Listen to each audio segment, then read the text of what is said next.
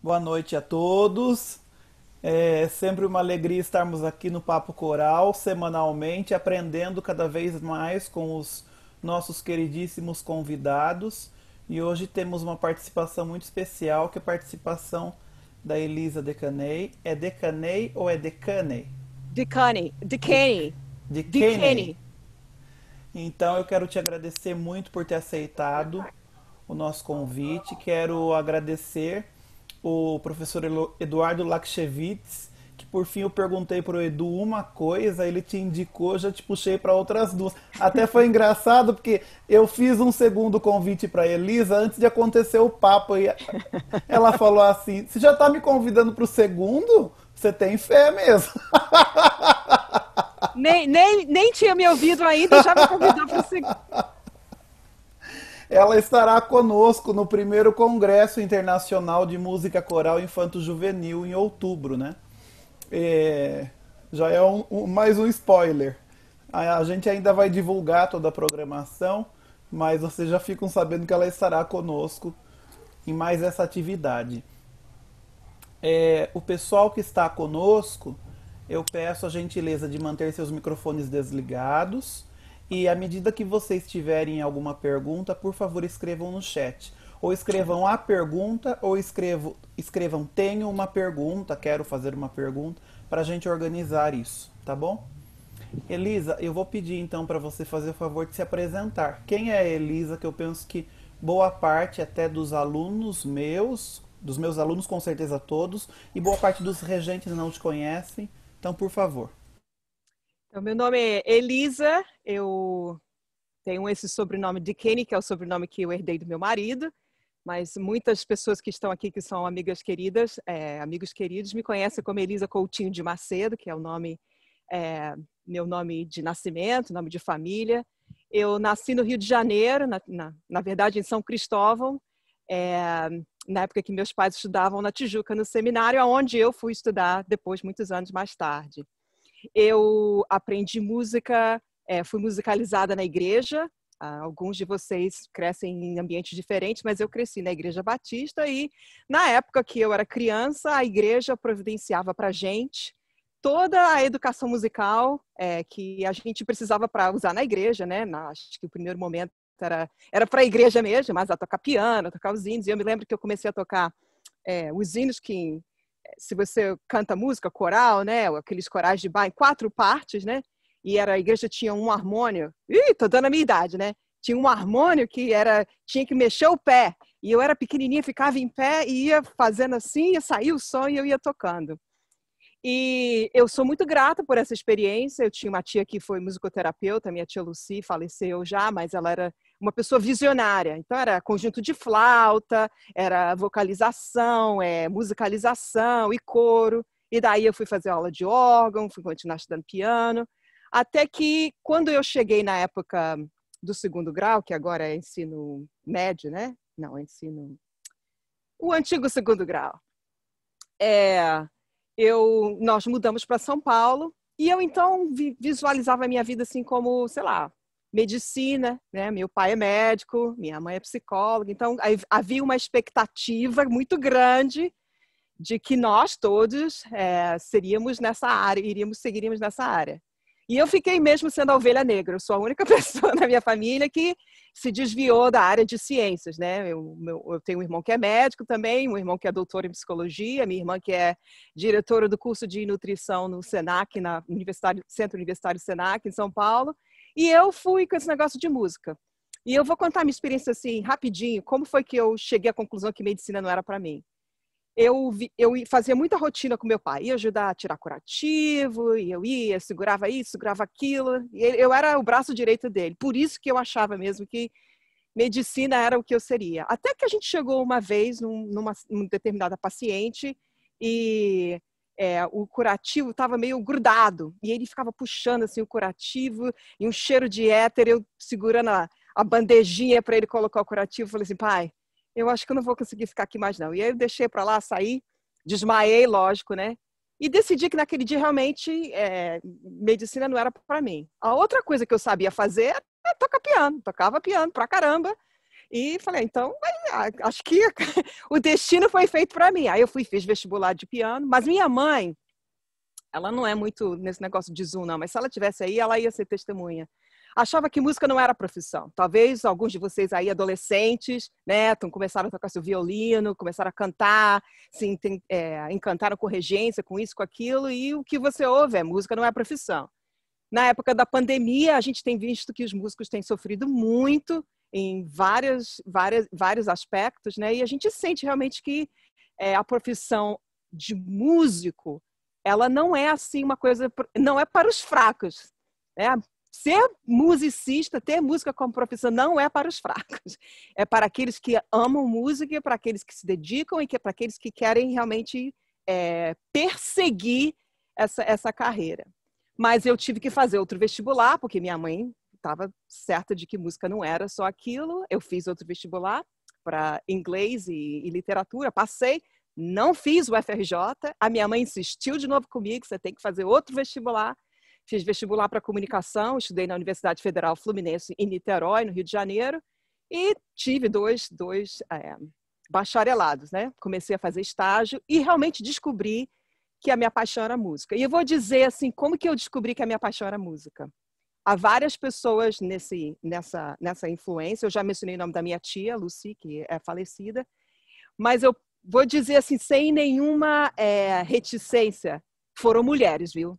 Foram mulheres, e mulheres gigantescas que influenciaram a minha forma de pensar, a minha forma de ver, e colocaram um patamar assim, altíssimo. E eu olhava para aquelas mulheres e falava assim, eu quero chegar lá. Primeira pessoa foi minha professora de piano, prima da Gisele Cruz, que está aqui com a gente, a Tamara Jacova Corrêa, Schubert, depois de casada, mas acho que ela vai mesmo por Tamara Jacova, pianista fenomenal. E eu me lembro, a Tamara era nova, eu tinha, sei lá, 17, 18 anos, ela estava talvez no meio dos 20, 26 anos. E eu me lembro que eu vi-la tocar, eu falei assim, eu quero tocar como a Tamara. E tem gente aqui nessa ligação que foi aluna da Tamara também, a Alda está dizendo que está com saudade dela, né? Uma mulher, assim, uma coisa que você ficava realmente, e fica ainda, porque ela é a melhor pianista de música de câmara do Rio de Janeiro, e se você nunca ouviu, vai lá no YouTube, tenta achar, porque realmente ela é assim, alto nível. Então, eu fui muito privilegiada. Eu fui para uma escola batista, pequenininha, no Rio de Janeiro, mas lá nessa escola tinham umas mulheres gigantes. Então, eu mencionei a Tamara. A outra pessoa que foi fundamental, se você faz coro, se você canta em coro, você vai precisar saber esse nome, é o nome da Elsa Lakshevitz, que foi uma pessoa que foi pioneira em muitas coisas, inclusive na organização dos painéis de regência da Funarte, e uma mulher assim que a gente tinha até medo de solfejar uma nota errada perto dela, porque ela a Alda disse que vai chorar de saudade. Ela era assim uma musicista fenomenal. Para dar um exemplo, ela pegava essas reduções de orquestra do Elias, do Messias, sei lá, de Handel, e botava no piano e tocava. E a gente falou assim, o que ela está tocando? Ela estava reduzindo ali, ao vivo, 6, 8 partes e tocando aquilo. E no meio daquela confusão, cacofonia toda, uma nota errada e ela ficava irritada e ela ia naquela uma notinha, né? E a gente disse, como que ela está ouvindo tudo isso? Então, eu acho assim, eu escrevi algumas coisas que eu queria compartilhar hoje. Uma delas é que a gente tem que se cercar de pessoas que são melhores do que a gente. A gente tem que achar esses gigantes que estão aí. Às vezes pode ser o teu professor de piano, pode ser o teu professor de violino, pode ser o regente, pode ser alguém na faculdade. Eu tive um outro professor também que, numa das palestras dele, a primeira aula dele, ele falou assim, não aceite a mediocridade como regra para a sua vida. Aí eu fiquei assim, mediocridade? Aí ele falou assim, não, mediocridade é quem fica assim na média, né? Ele falou, não aceite esse padrão, sempre tente ir acima. Então, às vezes a gente fica desanimado e sem perspectiva porque a gente não tem essas pessoas para as quais a gente está olhando. Então, você vê exemplos de mulheres que tinham profissão, que eram musicistas excelentes. A Elza era compositora, ela tocava órgão, ela estava assim, não tinha o que ela não pudesse fazer.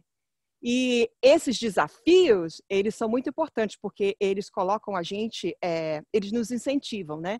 talvez para algumas pessoas, essas pessoas se quebrem. Mas como eu disse que ser músico, né, para os que são fracos, a gente ficava assim muito, muito animada com tudo aquilo que acontecia. E a cada desafio, a cada coisa que a gente fazia, que a gente ia esse patamar para frente, era muito bom. Então, ter exemplos é uma coisa muito importante.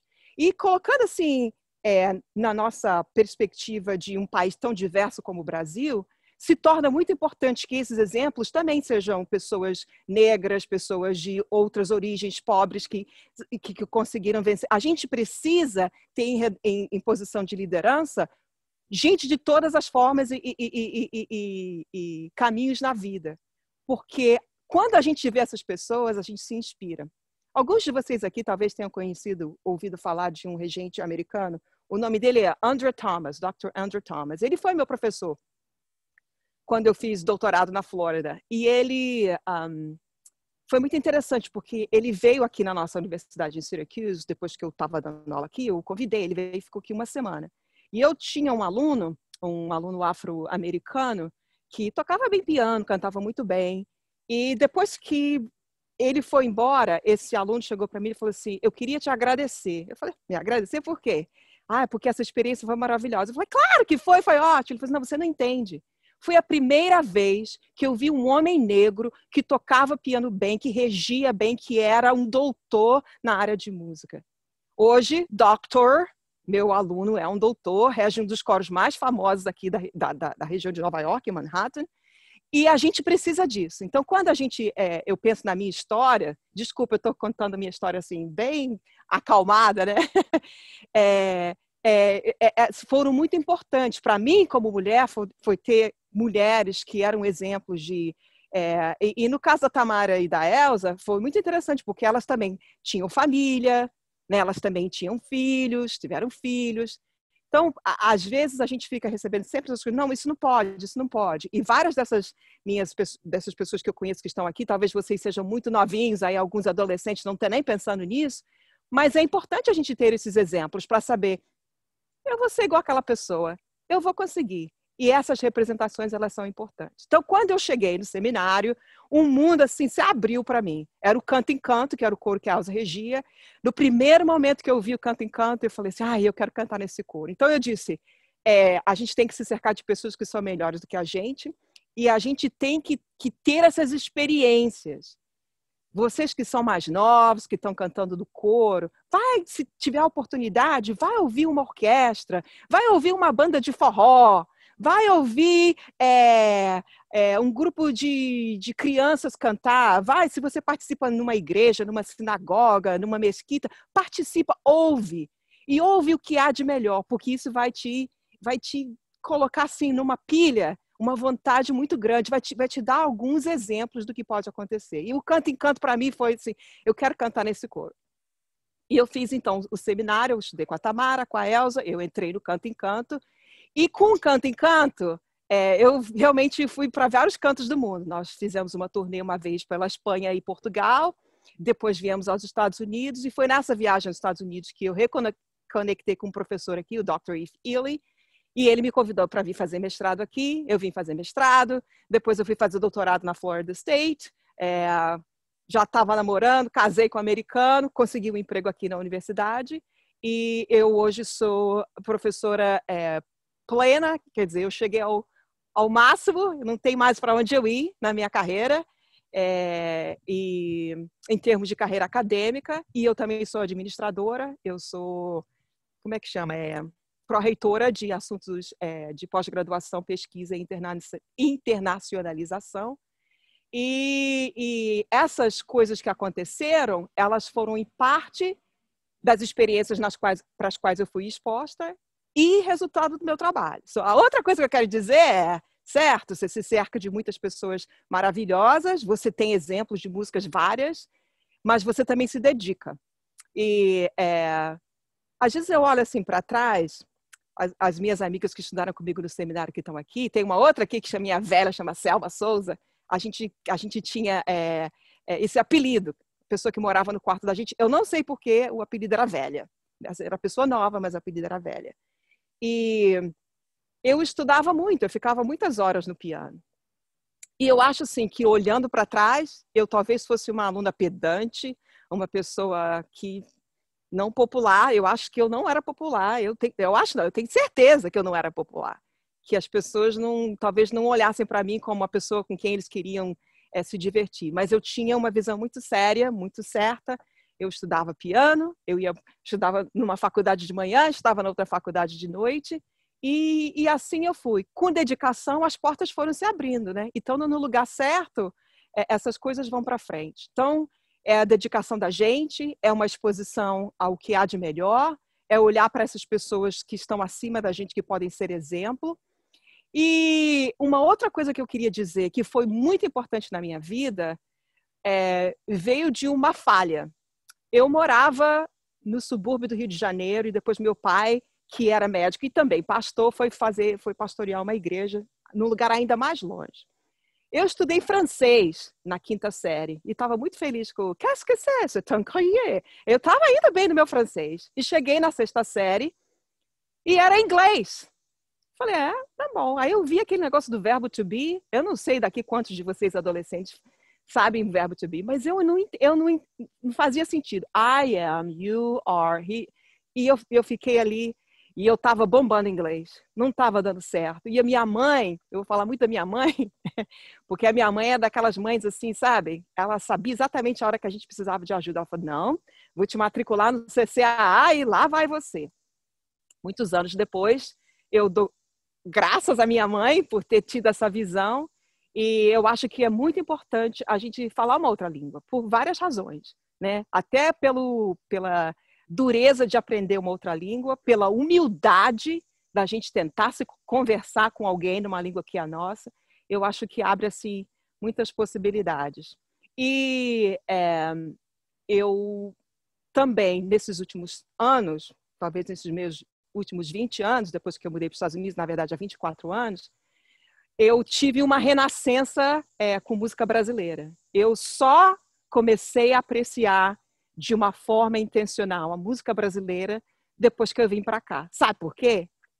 Porque qualquer lugar que eu ia, o pessoal falava assim, escreve aqui o ritmo da bossa nova. Eu falei, eu não sei escrever o ritmo da bossa nova.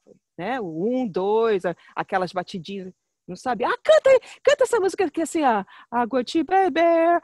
E eu não sabia. Eu tinha ouvido, mas eu nunca estudei música brasileira como eu deveria ter estudado. Eu acho que essa é uma falha do nosso sistema. Eu acho que essa é uma falha dos nossos valores. Né? E a gente repudia os tambores, a gente repudia a música country. Eu ouvi, se você olhar a minha lista de canções no Spotify, você fala assim, nossa, que mulher mais maluca, né? Mas uma das coisas que eu ouvi foi a Sinfonia número 5 de Beethoven tocada em forró, no estilo de forró. Certo? Então, a gente, a nossa música, a música brasileira, ela é riquíssima. Eu sou apaixonada, por exemplo, pelo trabalho da Marlui Miranda, que fez muita pesquisa com os povos indígenas brasileiros. A gente não ouve, a gente não se apropriou. Eu acabei de escrever um livro que vai ser publicado logo, e eu fiz uma pesquisa em livros de canções folclóricas brasileiras. Acho que eu fiz 2 ou 3. Um deles é da Paz, né? Eu esqueci o primeiro nome dela. É Célia? Não. 500 canções brasileiras. Um livro maravilhoso. Ermelinda. Ermelinda. Paz, porque é como eu documento a fonte, né? Obrigada, Gisele. E não achei uma canção indígena no livro. Não tinha uma. Tinha várias coisas afro-brasileiras, tinha muita coisa que é da nossa tradição, que talvez, né, o Bumba Meu Boi tem elementos indígenas e tudo, mas mesmo o Bumba Meu Boi, né, a maioria da gente aqui nem sabe quais são as celebrações do Bumba Meu Boi, porque a gente se distancia disso, a gente não abraçou. Mas é um mundo que a gente precisa descobrir, a gente precisa elevar e a gente precisa abraçar. E hoje eu me vejo como uma embaixadora da música brasileira nos Estados Unidos. Eu aprendi bastante, mas eu gostaria de ter vivido mais isso nas épocas que eu morei no Brasil. Eu fico feliz de ter visto roda de capoeira, maculelê, de ter visto aquilo, mas comparado com a riqueza do nosso folclore, da nossa herança, das histórias que não estão incluídas nos livros standards, né?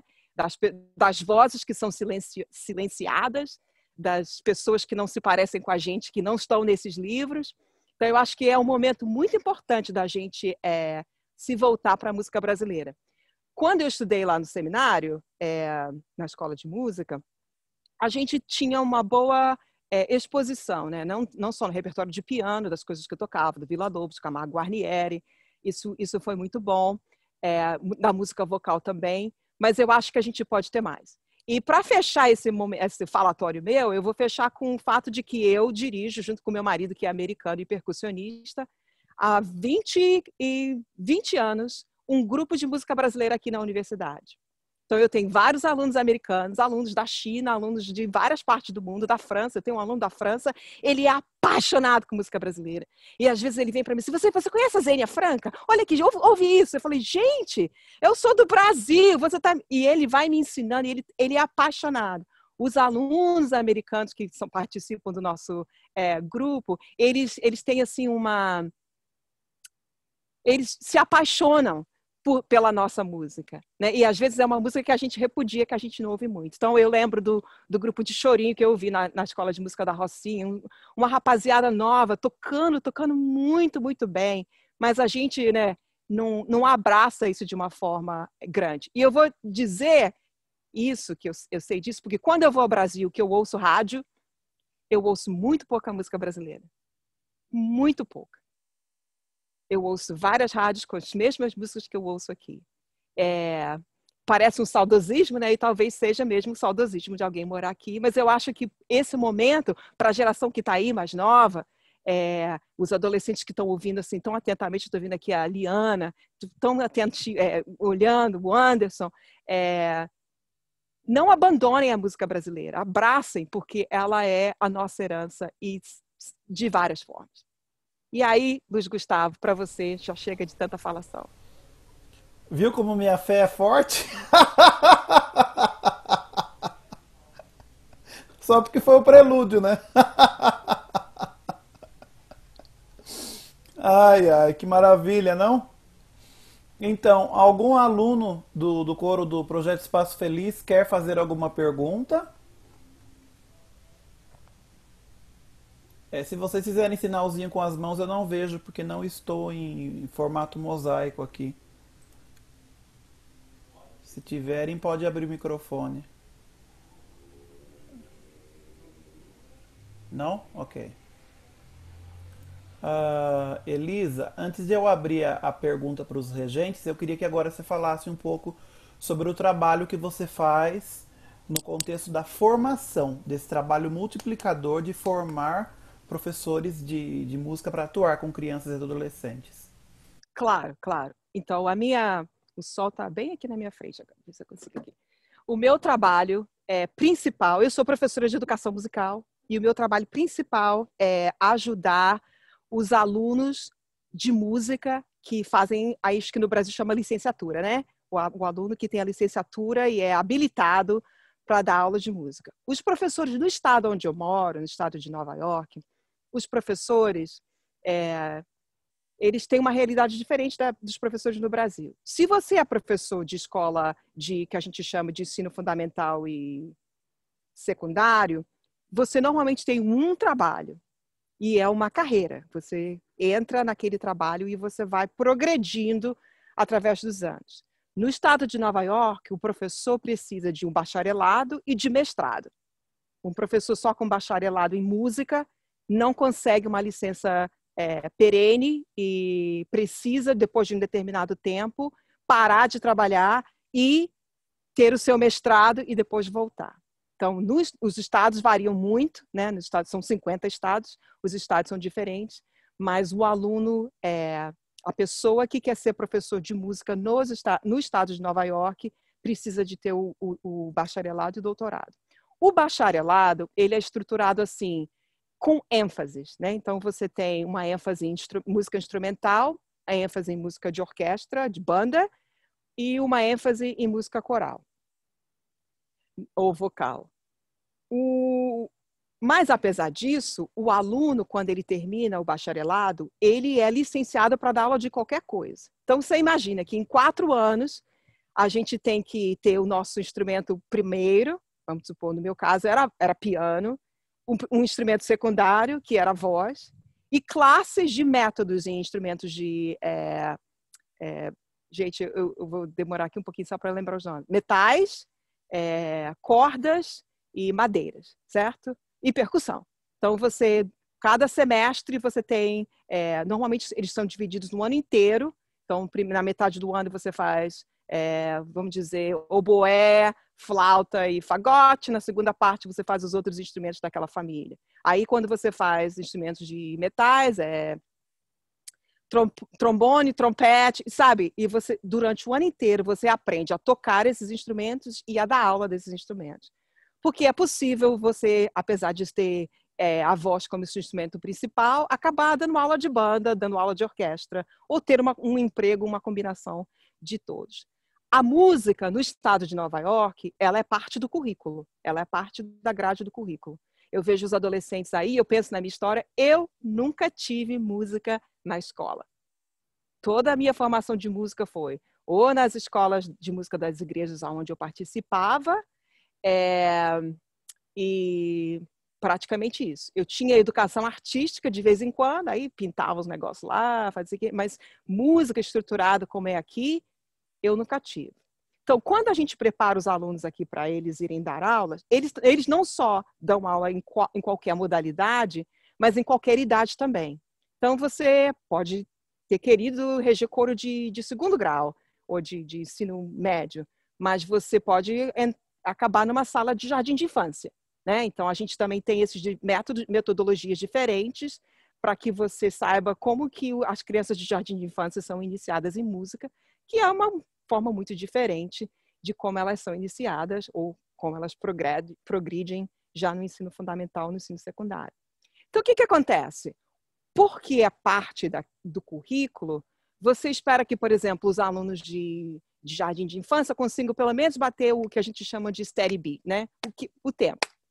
Talvez seja esse o conceito. A gente não está falando de mínima, semínima, colcheia, mas a gente está falando de manter o tempo, certo? Quando o aluno chega na primeira série, aí pode ser tá, ti, ti, tá. Quando ele chega na terceira, ele já está tendo tá, ti, ti, te, te, né? Aí já começa, muitas escolas usam solfejo de Kodai, tá? As mãos, né? Então, o jardim de infância talvez seja dó, mi, dó, mi, né? 2 tons. Chegando na primeira série já é dó, ré, mi, fá, né? Talvez nem o fá. Dó, ré, mi, sol, mi, ré, dó, pentatônica. E vai aumentando a escala.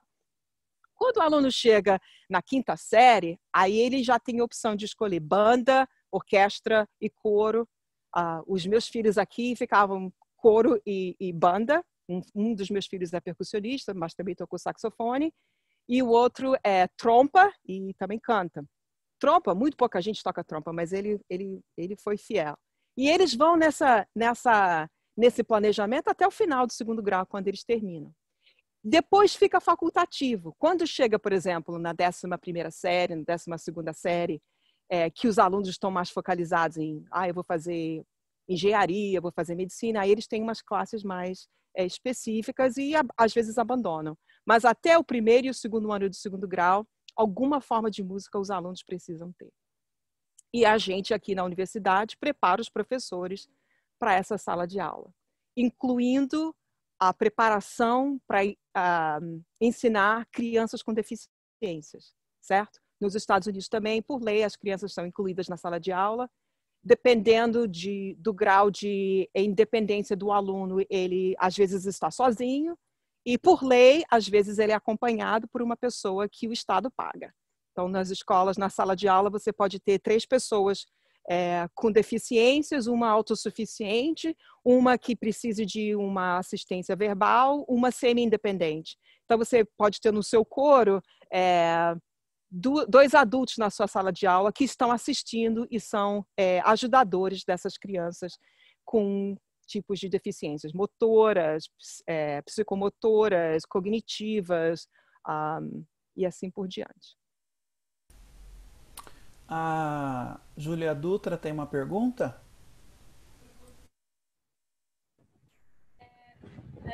Meu nome é Júlia Dutra, eu estou no foro do Projeto Lar Espaço Feliz já fazem 5 anos. E a minha pergunta eu sempre vejo que relatos de pessoas falando que a música mudou a vida delas. Como que a música, assim, ela trouxe as vantagens que a música trouxe para a sua vida e como que ela afeta o seu dia a dia? Júlia, que pergunta complexa, né? Uma pergunta complexa, de uma mente brilhante que é a sua. Eu acho assim, vamos ver se a gente consegue compartimentalizar um pouco para depois juntar tudo, né? Tem a questão da música para mim como pessoa. Eu posso te dizer que eu não tenho explicação. Na verdade, há vários estudos em pesquisa de cognição que assinala e aponta particularidades da música que mexem com a gente. Por exemplo, eu fiz parte de um estudo que todo mundo ouvia, eu acho que era uma parte do La Bohème, acho que era isso. E na hora que o soprano cantava uma nota super aguda, que a orquestra estava toda assim, sabe, que daquele momento de arrepio, né? Todo mundo media num ponteirozinho assim, ia lá no fim.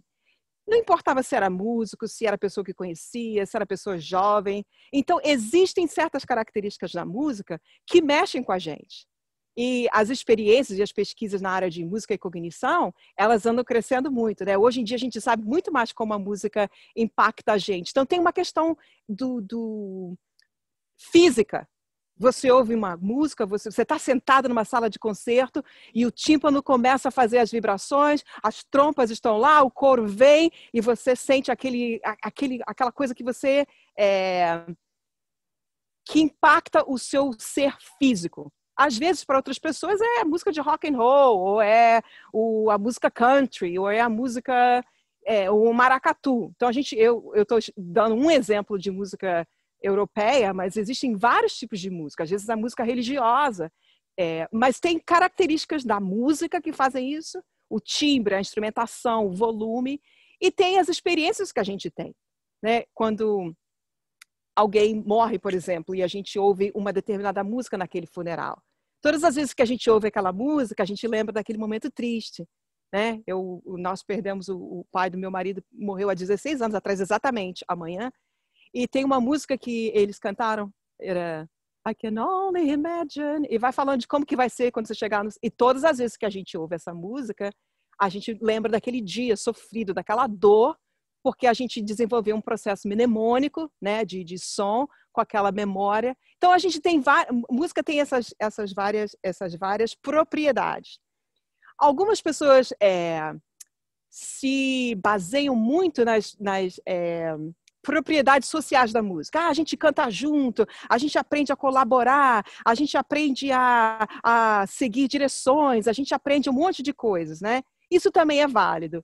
Mas eu acho assim, Júlia, que para mim a música ela é um veículo de expressão e uma coisa que passou a me representar. Eu não consigo me separar da música nesses anos todos, nessa idade que eu estou no início.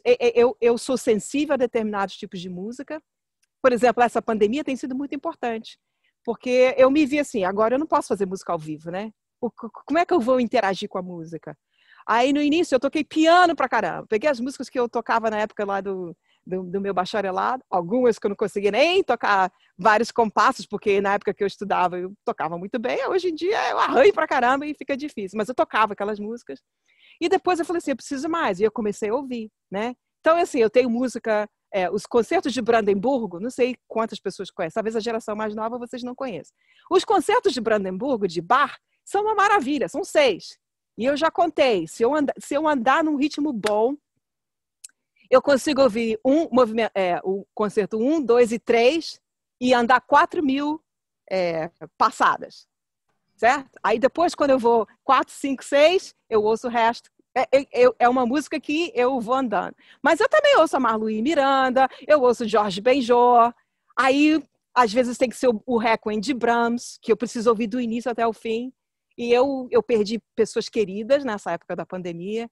E aí eu fico, quando chega no movimento 6 do Requiem de Brahms, que fala Selig sind die Toten, abençoados são aqueles que morrem. Aí eu fico assim, toda acabada, né? Porque a música, existem todas essas coisas assim da música. Então, assim, para mim, a música é um veículo de expressão que acabou se tornando quem eu sou, é a minha profissão, mas hoje em dia até eu faço muito menos música do que eu já fiz, porque eu estou em função administrativa, né?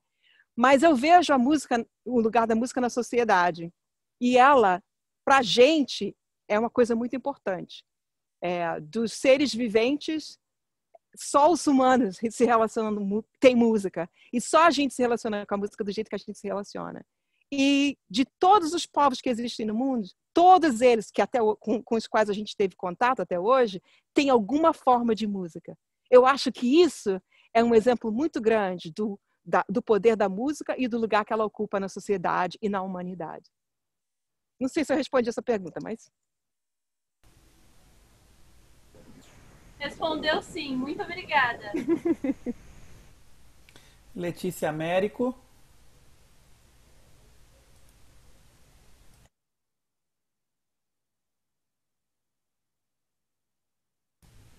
Ativar o microfone, por favor.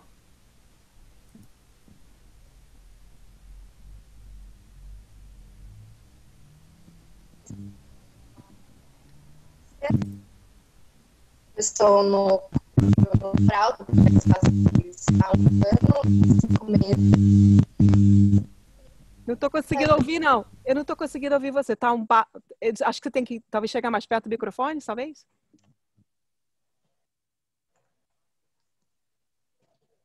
Me escutam agora? Tá melhor.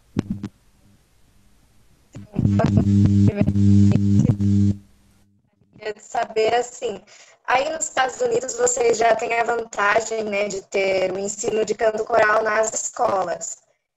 Então, você acha que vocês têm mais algum ensinamento, algo a mais, né, que vocês têm aí, que nós aqui no Brasil não temos, mas que seria essencial? Letícia, outra pergunta assim, né? Maravilhosa. Eu gosto de pensar no Brasil e nos Estados Unidos, em termos de música, como dois sistemas diferentes. Um não é melhor do que o outro. Eles são diferentes, certo? Eu acho que existem vantagens de eu estar, por exemplo, num curso de graduação, de pós-graduação, de saber que meus alunos vão chegar com as habilidades que eles precisam para esse tipo de música, certo? Então, eles vão chegar, eu boto uma música na frente deles e vamos lendo, certo? No Brasil, muitas pessoas fazem isso muito bem, mas não é todo mundo na escola que consegue fazer isso, certo? Então, eu acho assim, que essa sistematização, ela ajuda a gente a prever como é que a gente vai, que tipo de música que a gente vai fazer baseado naquilo. Mas eu gosto de pensar que o nosso conhecimento musical, ele não é só o conhecimento de leitura. As coisas que eu acho que são muito importantes na comunidade brasileira, no Brasil de modo geral, pelo menos na minha história, é o fato de que música é parte de todo dia. Então, como eu já falei da igreja, eu cantava na igreja, aí tinha coro de adolescentes, coro juvenil, coro de adulto, tinha aquela coisa assim, não faltava atividade para fazer. A gente se reunia, alguém pegava o violão e começava a cantar Marisa Monte, né? Diga eu, pega eu, diga que eu seja eu. Alguém começava a tocar uma música, logo alguém pegava o violão e a gente começava a cantar. Eu me lembro andando pelas ruas de Copacabana e Ipanema, tem vários restaurantes e bares, sexta-feira à noite, alguém com seu pandeirinho, outro com cavaquinho, e lá se ia. Isso a sociedade americana não tem. Não tem essa questão de espontaneidade que a gente desenvolve no Brasil. Então, Letícia, eu acho que se a gente pudesse combinar os dois nas duas culturas, a gente teria uma coisa fenomenal, né? E eu acho que algumas pessoas conseguem isso, porque para a gente que estudou música, a gente tem. Se eu vim para cá fazer mestrado e doutorado, é porque as condições musicais que eu tive no Brasil me capacitaram para isso, né? Então, a gente faz isso. O que a gente não faz é assim, de forma igual para todo mundo. Porque pensa no João ou Ana Alice, que como eu, tinham um talento musical, mas não tiveram o ambiente que eu tive, não tiveram os pais que eu tive. Eles não desenvolveram, talvez, um potencial, né, que eu desenvolvi, porque eu tive as condições. Eu acho que ter a música na escola, ela providencia isso, que independentemente de se você tem recursos ou não em casa para o seu pai pagar aula de piano, para o seu pai pagar aula de violão, ou para você ter uma experiência numa ONG ou numa organização, que você tem acesso. Eu vou dar um outro exemplo. Eu acho que isso também tem a ver com os valores. Eu falei que o meu filho toca trompa, né? O meu filho de 16 anos, ele toca trompa. Ele tinha trompa na escola. A escola tem uma trompa que ele podia tocar no ensaio e a escola dava para ele uma trompa que ele guardava aqui em casa e ele estudava. Nem carregar a trompa para cima e para baixo ele precisava, certo? Então, essas condições beneficiam não só a minha família, que teria condições de comprar uma trompa e dar uma trompa para o filho, mas a família que não tem condições de comprar uma trompa e dar a trompa para o filho. Então, eu acho assim que nivela de um jeito que é possível uma pessoa que tenha talento musical. Assim como a gente quer que os matemáticos, né? A gente não quer que as pessoas tenham capacidades em engenharia, né? Quer que a pessoa chegue na época do vestibular, se ele tiver realmente o dom de fazer calculações, de que ele ou ela, né, faça e vá bem. A gente quer dar essa fundamentação matemática de biologia e de línguas para todas as crianças. Da mesma forma, se a gente encara a música como uma coisa importante na sociedade, ou arte, né, e artes visuais, a gente também deveria estar providenciando isso. Isso existe. Eu estou vendo aqui a minha querida amiga Gisele, eu estou tão feliz que ela está bem no topinho aqui da minha tela. E ela me levou numa escola em São Paulo, no Dante, que é melhor, talvez, até do que muitas escolas. Mas as escolas aqui, as escolas públicas, precisam providenciar isso. Eu acho que essa é a diferença. Providenciar a oportunidade para que as crianças de todas as idades, de todas as partes da sociedade tenham a oportunidade de tocar. E aí você vê, tem um projeto lá no Rio de Janeiro, em Niterói, da Orquestra da Grota, maravilha! Né? Tem o pessoal da Rocinha, que eu estou vendo a Valéria aqui também. Você chega lá e fala assim, gente, onde que... Né? E pega o violino e toca, e fazem acontecer, e tocam, cantam, e regem. Então, isso, quanto mais oportunidade para as pessoas terem acesso a isso, é melhor. Mas violinos são caros, trompas são caras, flautas são caras, né? Pelo menos na música vocal, a gente tem um instrumento aqui, né? Mas um bom piano também é caro, certo?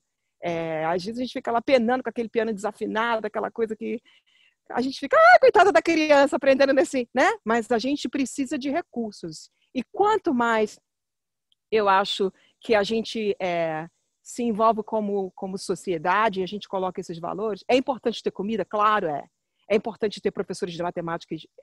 Mas é importante também ter músicas, porque música e arte, porque isso é o que nos diferencia nesse mundo maravilhoso criado pra gente dos animais, certo? Não sei, respondi a sua pergunta, Letícia? Respondeu, sim. Muito obrigada, viu? Então, vamos juntar os dois mundos aí à perfeição. Tô vendo a Mariana aqui, eu escrevi ali para ela. É uma honra ter você aqui, Mariana. Mariana Fará também aí dos Estados Unidos, Elisa, não sei. Mariana é minha colega querida. Oi, é um prazer estar aqui, pessoal. Regente fera, diretora de atividades corais, assim, extraordinária. Imagina, prazer estar aqui de novo. Eu que agradeço. Algum regente, não sei se a Gisele queria fazer alguma pergunta. E se algum outro regente tiver alguma pergunta, por favor, escreva no chat. Tem uma pergunta, ou escreva a sua pergunta, que aí a gente faz. Fala, Gisele. Queria te perguntar, Elisa, nessa formação, né, dos professores, então, que na verdade assim, é um bacharelado em ensino de música, é isso, né? E daí há um estágio também, porque aqui todos os nossos cursos de licenciatura os professores têm que estagiar. Então, eu queria saber qual é a duração do curso e como que é essa questão do contato com a criança mesmo, de verdade, como é que acontece? Claro, claro. Essa é uma pergunta também muito importante e é uma pergunta excelente, porque parte do aprendizado da educação é a mão na massa, né? É a oportunidade de fazer.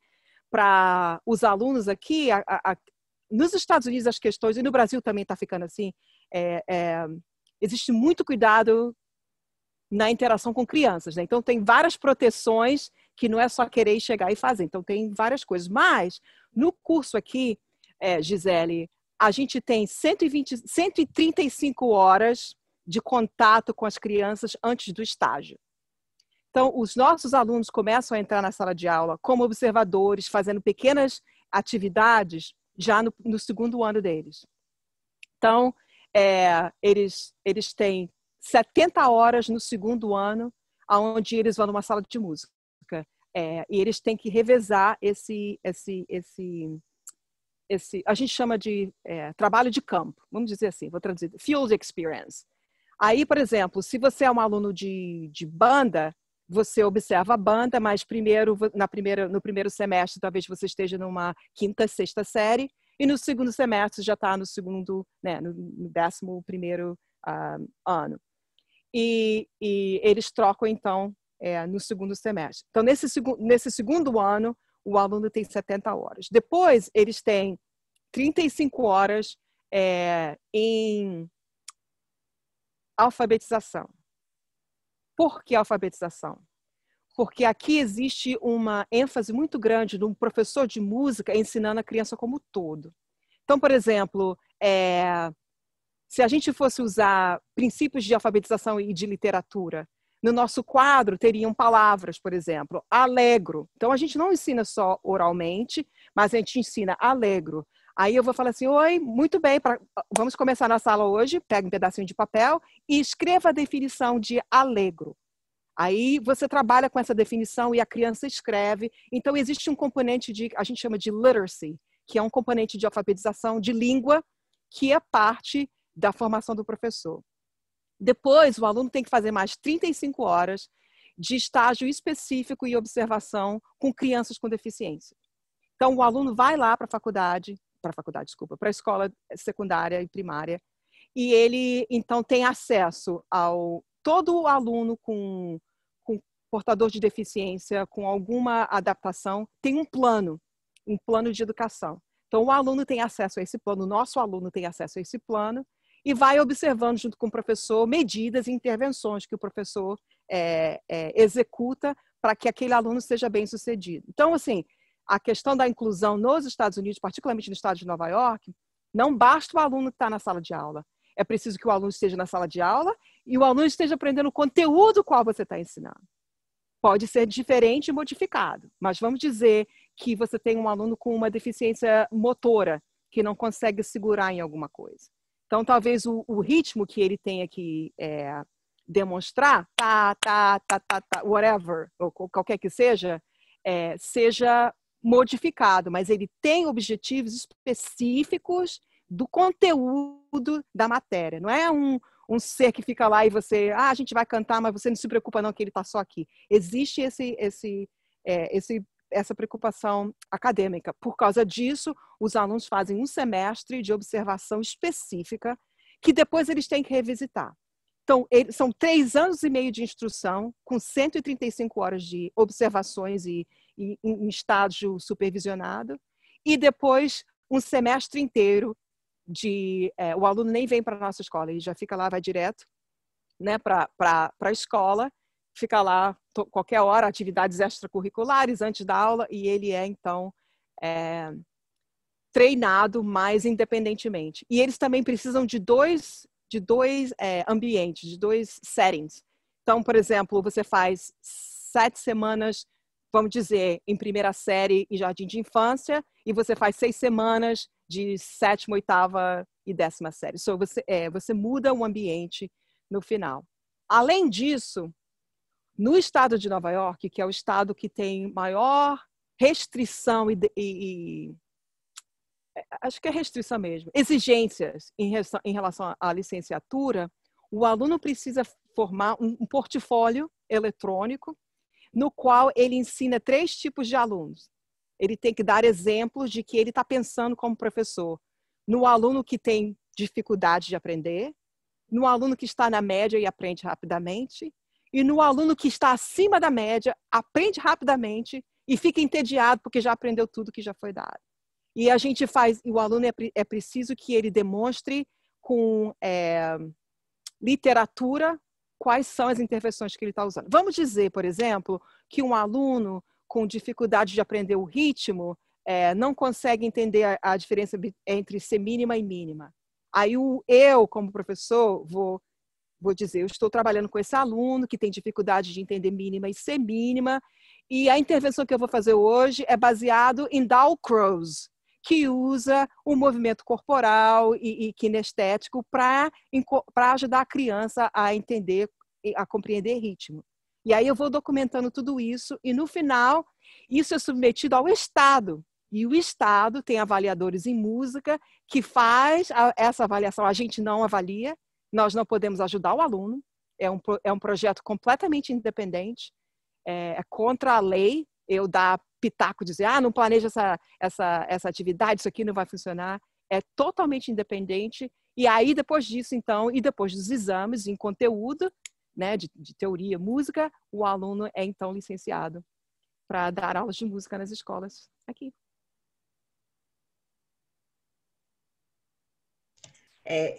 Esse quesito tá bem distante, né? Assim, tá bem diferente. Eu acho que, assim, eu entendo que a gente tenha valores, né, culturais e herança e realmente uma bagagem, né? Bem grande enquanto povo, né? Muito grande em música e tal. Mas eu acho que tem uma questão que eu acho que a gente ainda vai... que a gente precisa aprender, eu acho, né? Acho que a gente precisa olhar o outro, olhar os outros, né? Da mesma maneira como você estava falando para os meninos, eu acho que a gente também, como país, precisa olhar outros países, precisa olhar outras experiências, né? Que eu acho que, assim, é lindo ver como formar um professor é tão difícil quanto formar um médico, né? Quanto formar um engenheiro que não pode deixar um prédio cair. Então, é um pouco frustrante, às vezes, para a gente, que a educação não tenha esse lugar, né? Aqui, pelo menos nesse momento que a gente, que a gente tem. Gisele, você tem razão. Eu acho que tem coisas que a gente precisa aprender. Nós podemos ser mais disciplinados, nós podemos ser, talvez, assim, um pouco mais sabedores, e os nossos alunos aqui também, da questão de como as pessoas aprendem, né? A gente precisa ser desafiado. Os nossos alunos, eles são desafiados. Alguns deles passam com glórias, né? Eu não sei, às vezes as expressões, a Mariana deve estar rindo. A gente diz em flying colors, passou com nota A, né? E alguns têm dificuldade, mas a gente precisa pensar nisso. O jeito que a gente opera aqui é que existe na mão do professor muito poder. Se a gente pensar o tanto de poder que existe na mão de um professor, a gente dá um passo para trás e dá uma retomada. Um professor de jardim de infância, aqui, e talvez em qualquer lugar, pode determinar se esse aluno vai para a área acelerada ou se ele vai ser colocado para trás. Certo? Porque você lá no jardim, esse aluno aqui, olha, ele não está aprendendo tão rapidamente. Às vezes é um aluno que tem uma situação difícil em casa, às vezes é um aluno que é super inteligente, mas tem um problema emocional, uma dificuldade socioemocional, e a gente já coloca para trás. Mas existe muito poder na mão do professor. A questão é, os professores, aqui, eles embarcam numa carreira. Então, imagina você ir só para um lugar. Eu me lembro na época que eu estudei no Brasil, eu estudei em escola pública, eu estudei em escola particular quando eu morava no Rio de Janeiro, no Manuel Pereira, mas eu estudei em escola pública em São Paulo e no Rio de Janeiro também. E os nossos professores, coitados, às vezes eles chegavam atrasados porque eles já tinham dado aula numa outra escola e essa já era a segunda escola que eles estavam indo e o ônibus atrasou, ou o táxi não veio, ou o trem chegou atrasado. E, né, mesmo professores universitários dão aula em 2, 3, 4 lugares e eles vão assim um dia num lugar, um dia no outro.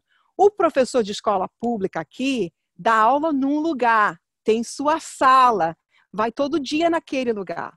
Os professores no estado de Nova York não são os mais bem pagos dos Estados Unidos. Eu acho que é Nova Jersey que são. Mas eles ganham bem e eles se aposentam cedo e tem uma aposentadoria que fica difícil você deixar de ser professor. Eu tenho amigos professores na escola pública, professores dos meus alunos, que ganham tanto quanto eu ganho dando aula na universidade. Por quê? O professor faz curso de Orff, faz curso de Dalcroze, faz um curso não sei aonde, faz isso. E isso vai aumentando a cada ano, porque você vai tendo essas qualificações e o seu salário vai aumentando. Então, você é mais preparado e você pode dar em retorno.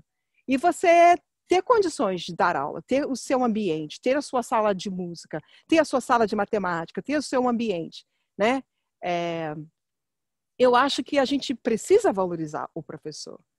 E a gente precisa valorizar muito o professor. Eu tive professores que eram brilhantes, mas eu sabia que eles vinham de vários lugares. Eles chegavam, nem tinham suas salas, jogavam as coisas em cima da mesa, davam sua aula e já iam para outro lugar. Eu tenho professores na família, né? Então, assim, eu acho que fica difícil a gente entregar um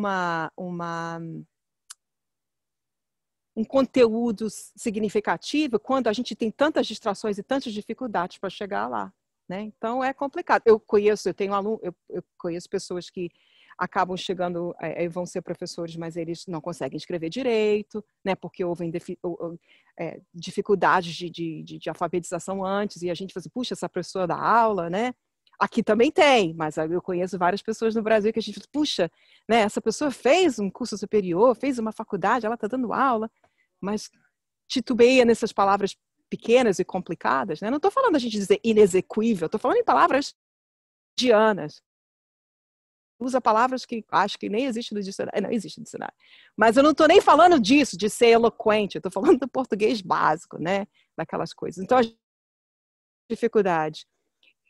Eu acho, Gisele, que eu entendo o que você está falando, porque como eu moro fora, eu vejo o potencial. Mas eu sei que a luta é grande. Né? Eu vejo os alunos que estão aqui, a gente não está conseguindo interagir com eles, mas essa garotada que está aqui, os adolescentes que participam do projeto Espaço Feliz, merecem, né, os melhores professores, para que eles, então, tenham as melhores chances na vida. E isso é com investimento. Agora, deixa eu falar da parte do investimento, rapidinho. Eu acho que o tempo já está acabando, né? Vou só dizer a parte do investimento. As escolas públicas aqui na região, a Gisele já veio aqui na minha cidade, a Sara já veio aqui, várias pessoas que estão aqui já vieram na cidade. Os distritos escolares públicos, eles são por área, certo? Então, existe uma demarcação e essa demarcação existe o distrito público com pessoas que são eleitas, certo? Então, existe um comitê, uma junta que decide em termos de investimento, em termos de direção, e essas pessoas são eleitas. E a gente pode ir aos encontros públicos que acontecem uma vez por mês. O orçamento da escola, ele é votado pelas pessoas que moram aqui, os constituintes daqui. Então, hoje vai ter a votação do distrito escolar de Jamesville Duet.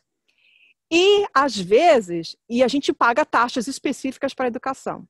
Então, para te dar uma ideia, nós pagamos de taxas aqui na casa onde a gente mora, $6.000 por ano. Certo? O IPTU, IPVA de carro, né? O IPTU, o que seja. Então, são $6.000.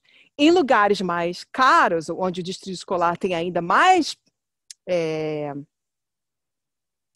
condições, né, que as pessoas são mais ricas que moram. Então, isso também perpetua um problema, porque quanto mais rico, mais acesso você tem. Mas existe um preço, um investimento que os cidadãos... Então, tem gente que mora aqui que eles não têm filhos em idade escolar, mas eles pagam os seus impostos para que as crianças que moram nessa região tenham condições. E a gente vota, e existe um investimento, né? O orçamento do distrito escolar, onde as crianças vão, onde os meus filhos estudam, que não é um distrito muito grande, é de $55 mil por ano. É um orçamento de $55 mil por ano, que inclui as pessoas que ajudam as crianças com deficiências, os professores, a aposentadoria, ônibus, porque pela lei as crianças só podem ir, não aquelas peruas malucas que vejo em São Paulo. Ah, meu pai, fica até com medo das crianças acontecerem um acidente. E vai o pessoal dirigindo, não, tem os ônibus, certo? O direito do cidadão. Então, tudo isso vem com investimento da população, investimento do governo, investimento da gente como cidadão sendo eleito para esses distritos e advogando e dizendo não podemos cortar a música porque a música é importante. Onde que precisa economizar dinheiro? Onde que nós vamos economizar? Certo? Mas não vamos deixar a música, não vamos tirar as artes. Eu já fui várias vezes. E não podemos, a gente precisa, o que é que precisamos fazer? Então vamos votar, certo? Então eu acho que existe uma responsabilidade da cidadania, existe uma responsabilidade dos pais, uma responsabilidade do governo, e juntos, né, tem um ditado que fala, precisa de uma vila inteira para criar uma criança, né? Então a vila precisa acontecer. E há coisas que a gente pode aprender, eu acho que você tem razão nesse ponto. Raquel Obrigada. Lamarck, uma pergunta? Oi, Oi, tá me Raquel. ouvindo? Estou ouvindo, tudo bom? Tudo. Elisa, eu te conheço meio que indiretamente, né? Eu fui aluna do seu pai na Faculdade Teológica e Eu estudei com ele é da minha classe, né? isso, da sua turma, né?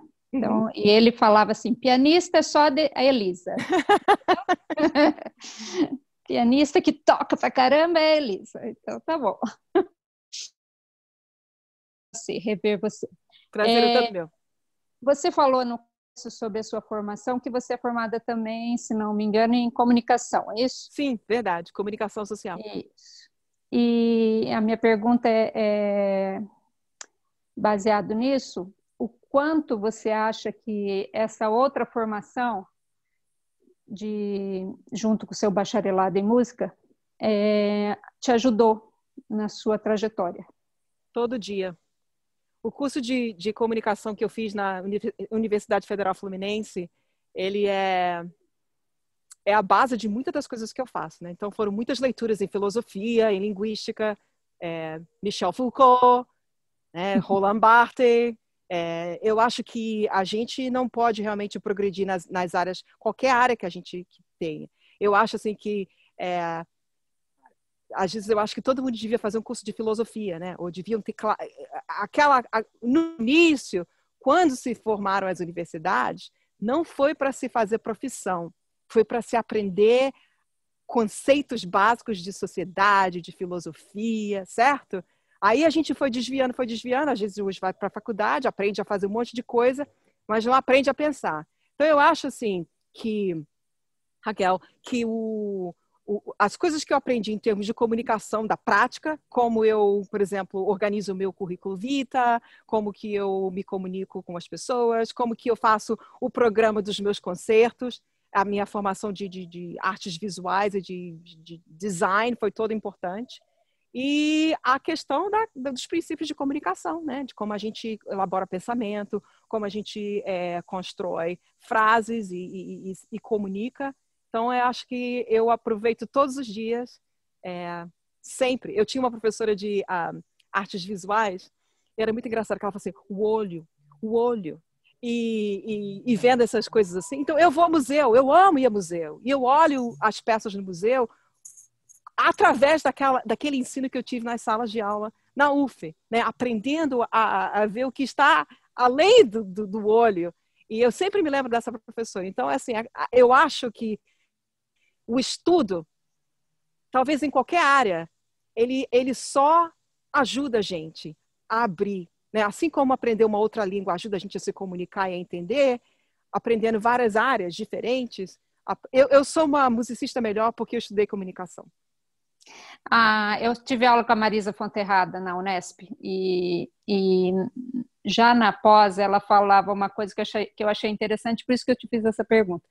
Ela falava assim, os alunos de música chegam aqui para o mestrado, os que já são formados em música e chegam para o mestrado, mas ela sempre falava assim que eles chegam muito, o aluno só de música, como se tipo, chegasse muito cru para a questão do mestrado por conta dessa falta de leituras, de poder conseguir definir o pensamento, sistematizações, essas coisas assim, né?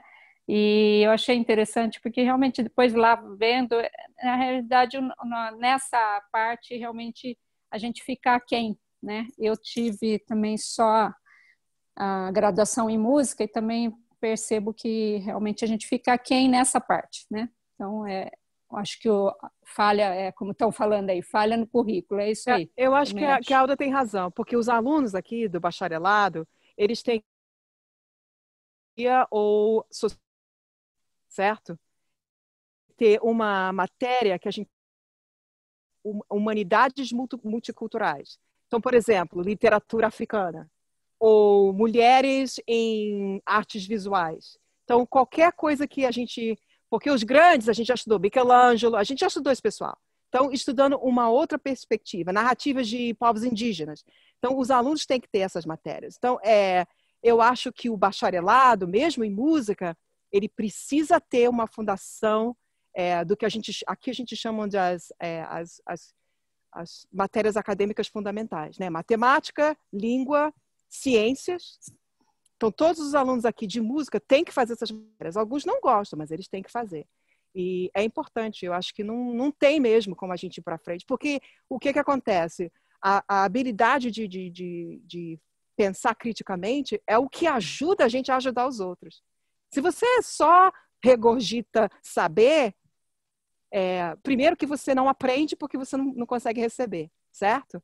Mas se você desenvolve a habilidade de olhar em todo problema por vários ângulos, de ser crítico, você ajuda a você mesmo e ajuda as pessoas com quem você se relaciona. Então, eu acho assim que, como a Alda falou, é uma falha no currículo. Eu acho que precisa ter isso, sim. Sim, como nós fizemos música sacra, você no seminário, eu na faculdade, ainda a gente tinha algo a mais, né? Porque tinha as matérias teológicas que eram obrigatórias e a gente acabava tendo essa parte a mais. Mas senão fica realmente falhando no currículo mesmo. Obrigada, querida. De nada. Nós estamos aí faltando 15 minutos para a gente encerrar. Eu quero mais uma vez lembrar a todos que a Elisa estará conosco. Ai, aqui só foi o petisco, porque a Elisa estará conosco no primeiro Congresso Internacional de Música Coral Infanto-Juvenil, que vai acontecer nos dias 15, 16 e 17 de outubro. Então se programem para essa data, que será um tempo muito especial e com certeza ela vai nos enriquecer ainda mais. Luiz Gustavo, a Valéria estava com a mão levantada, mas Valéria, antes de você falar, deixa eu só dizer uma coisa sobre a questão dos coros aqui. Um evento importante, uma prática importante dos movimentos corais nas escolas públicas é que cada estado desenvolve festivais. Os alunos aprendem um solo. Então, por exemplo, o meu aluno de 16 anos, existe um ensino de graduação da música vocal solista e eles vão para esses festivais, alguém ouve, eles fazem leitura musical, cantam sua peça, recebem uma nota e essa nota os capacita para participar de festivais mais avançados ou festivais menos avançados. Então, eu rejo muito desses festivais. E é uma coisa muito legal, porque esses distritos escolares se juntam, né? E a gente vem e em 2 dias a gente coloca junto esse repertório. A Mariana Fará faz muito desses festivais.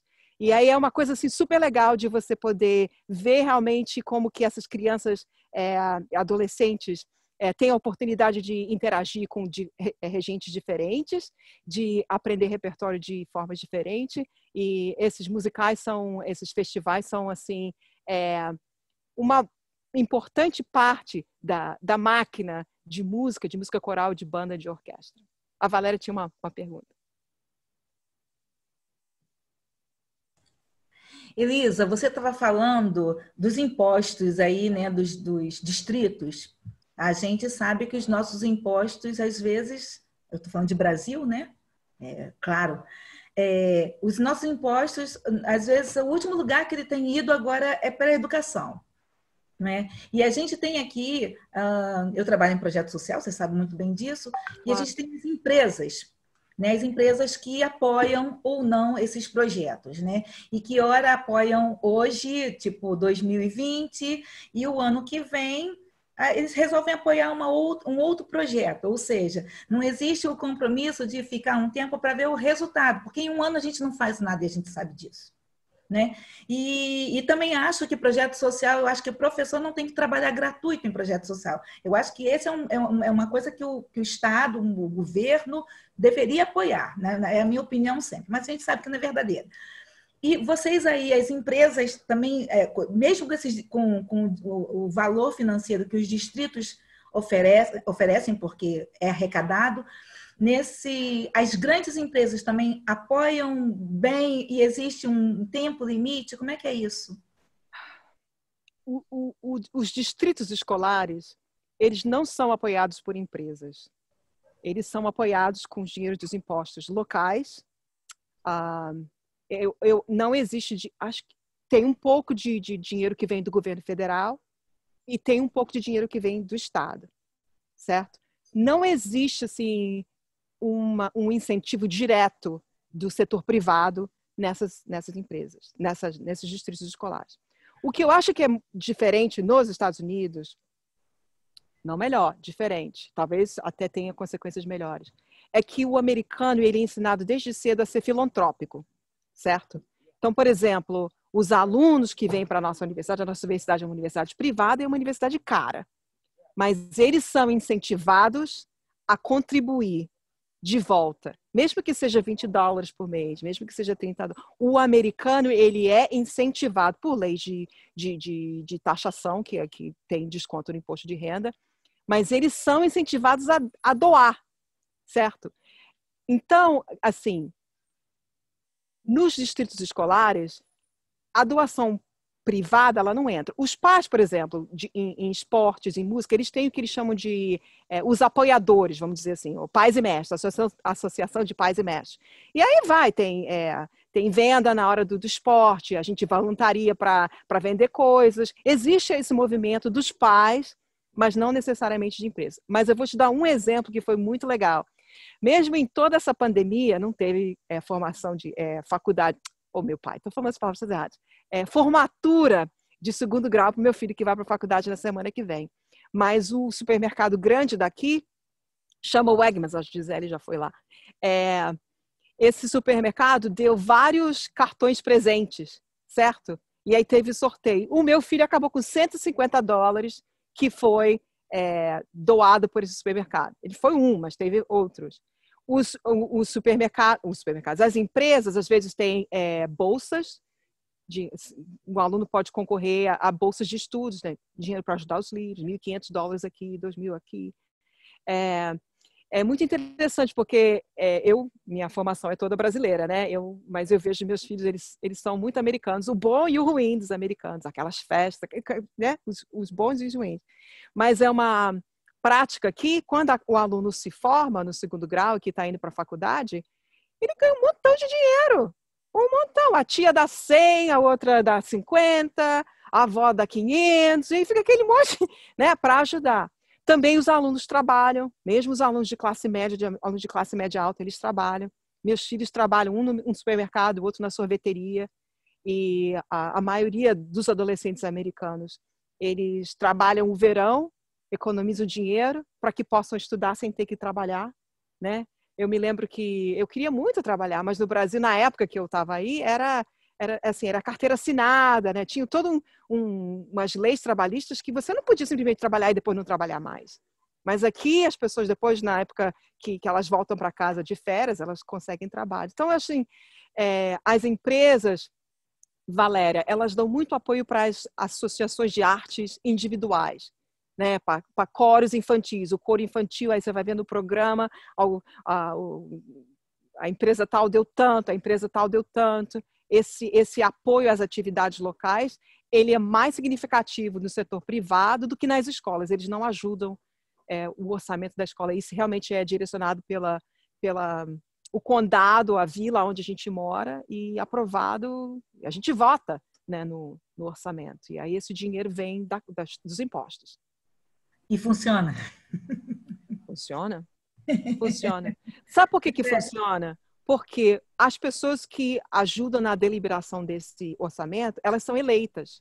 Sim. Então, vamos supor que eu ache que todo aluno tenha que ter o seu próprio laptop. Aí eu vou me candidatar a ser representante na junta educacional do meu lugar, certo? Então eu concorro, e quando eu estou lá eu vou colocando para frente a minha agenda, o que eu acho que precisa ser importante. Então eu acho assim que existe um poder nas mãos daqueles que são eleitos. E aí se a pessoa não faz, ela fora. A gente vai eleger outra pessoa que ajude o nosso distrito escolar a ir para frente. Eu acho que os professores têm uma voz muito grande. Só para te dar um exemplo, o distrito escolar vizinho nosso aqui, que é o da cidade, que é o urbano, tem 20 mil alunos, é muita criança, eu acho, né? Mas tem 20 mil alunos.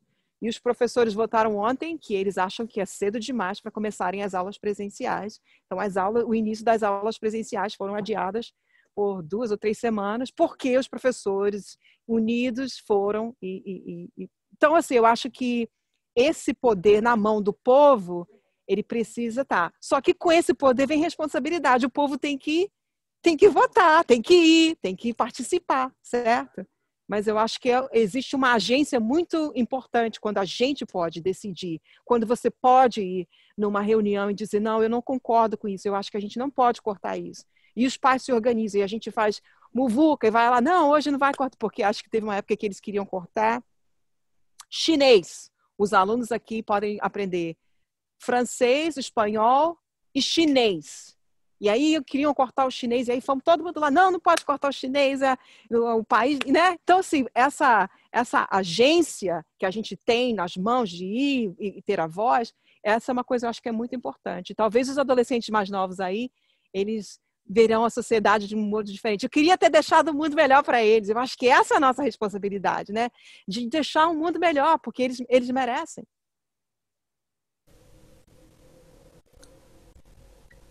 Elisa, deixa eu te falar uma coisa. Eu achei muito legal essa tua fala de que os professores, né, acham necessário não voltar, né, por conta da pandemia. É uma coisa que a gente, e você sabe disso, é brasileiro, você lê, né? A última voz que tem sido ouvida aqui no Brasil é a voz do professor. E você sabe disso. E aí aquilo que você falou, a gente precisa ser mais unido. E a gente não consegue, porque a gente trabalha em 1000 lugares. Né? Isso é bem difícil. Olha, assim, pelo menos alguém está realizando um trabalho legal, né? Obrigada. Eu acho que as coisas também ficam assim muito complicadas. Aqui também as coisas estão complicadas, Valéria. Existe muita divisão na sociedade nessa época. Vocês acompanham aí os movimentos por justiça social e coisas assim. Durante muitos anos, várias partes da população são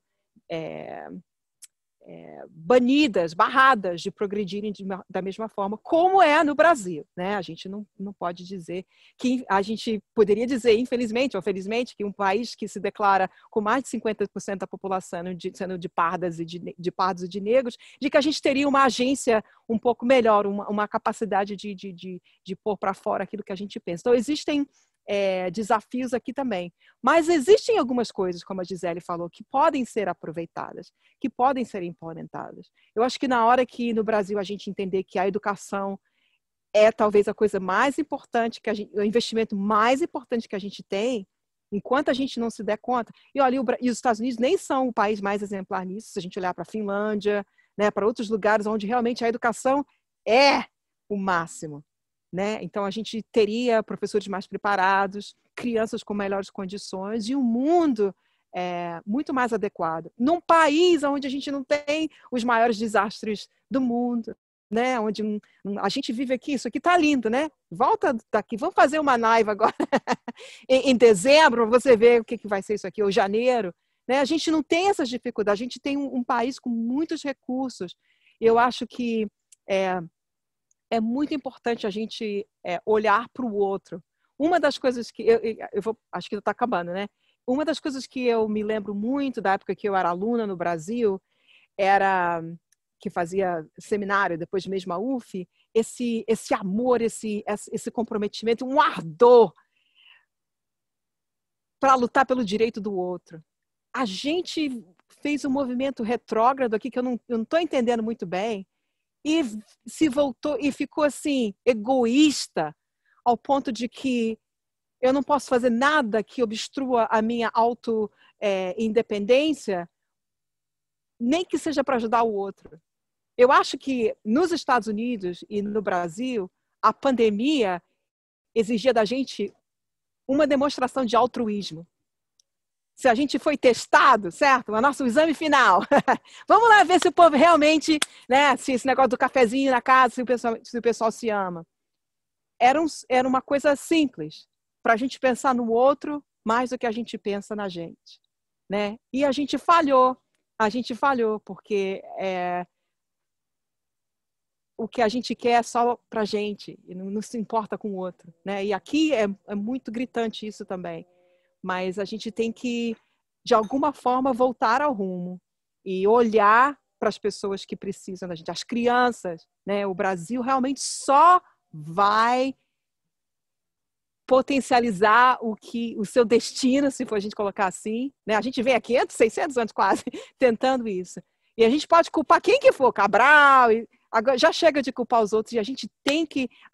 Brené Brown, eu não sei quantos de vocês conhecem ela, mas ela é uma professora na Universidade de Houston, e ela fala assim, que a gente só pode mudar o futuro quando a gente assumir o nosso passado. Porque ninguém pode reescrever o futuro de uma história que não é sua. Então, enquanto a gente não olhar para aquilo que a gente fez como nação, que foi errado, que foi detrimental, que machucou as pessoas, e a gente não... Então, aí agora o destino vai ser diferente. Mas a gente não assume isso, a gente não acha a nossa responsabilidade. Então, a gente não pode escrever um futuro melhor porque a gente não tomou posse da nossa história. O bonito e o feio. Elisa, eu quero fazer uma ligação lá com o começo que você disse que nós precisamos, enquanto professores, ser referenciais e também termos os nossos referenciais.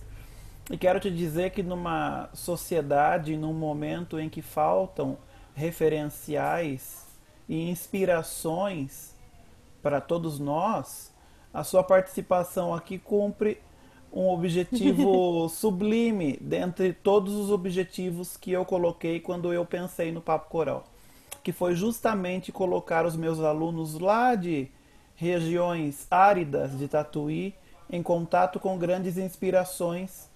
E uma aluna escreveu aqui: carismática demais e uma história deveras linda, uma inspiração. Então, cumprimos brilhantemente o nosso objetivo e é uma honra ter você aqui conosco nessa noite. Eu quero te agradecer imensamente. Daqui a pouquinho nós estaremos juntos novamente no congresso. E fica o convite para todos, próxima quinta-feira nós estaremos com a professora Nayara Campos.